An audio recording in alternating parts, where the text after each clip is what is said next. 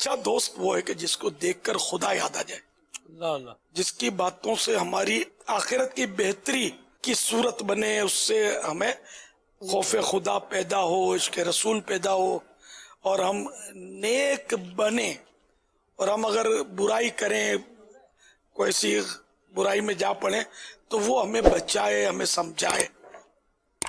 یہ ہے اچھا دوست. یہاں تک کہ اچھا دوست تو وہ ہے جسے دیکھ کر تمہیں خدا یاد آ جائے. اب ایسے دوست تو کہاں سے لائیں؟ اب تو دوست ایسے کہ خدا کو جو یاد کرتا ہے بھول جائے گا، نماز پڑھتا ہوگا تو ان کی وجہ سے شاید چھوڑ دے گا.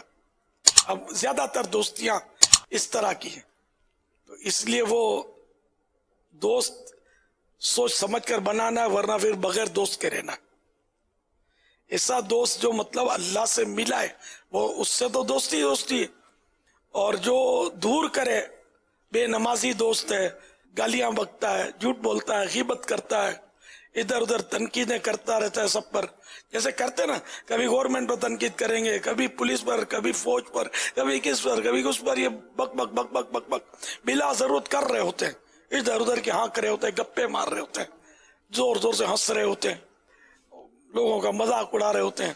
تو ایسا دوست نہیں ہونا چاہیے. قرآن کریم میں اگر شیطان تجھے بلاوے تو یاد آئے پر ظالموں میں مت بیٹھ. اس کی تفسیر میں یہ ہے کہ ظالم کا مطلب یہاں یہ ہے کہ غیر مسلم، یعنی کافر، بد مذہب یا فاسق، یہ تینوں کیٹیگریز جو ہیں ان کی صحبت میں نہ بیٹھے.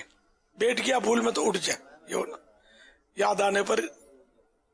تو بعض ہوگا تو غیبتیں ہو رہی ہیں، پھر بھی ہم ہے کر کے ہنس کر اس کا ساتھ ملا رہے ہیں. کسی پر ظلم ہو رہا ہوا ہے، ہنس رہے ہیں. کسی کا مذاق اس کو گھیرا ہوا ہے تو مذاق اڑایا جا رہا ہے، ہم ہنس رہے ہیں، ہم بھی اس کا حصہ بنے ہوئے ہیں.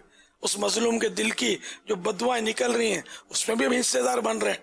بظاہر وہ بھی ہنس رہا ہوگا، وہ اپنی شرم مٹانے کے لیے ہنستا ہے، لیکن کس کو یہ پسند آئے گا کہ اس کا مذاق اڑے؟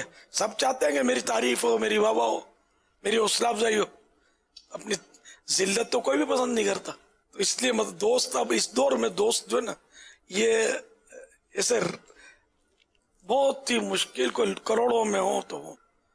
اس لیے وہ بات سے بات، کام سے کام، حلال روزی کمائے ضرورت کے مطابق، اور نماز پڑھے، روزہ رکھے، دین کی خدمت کرے، نیکی کی دعوت دے.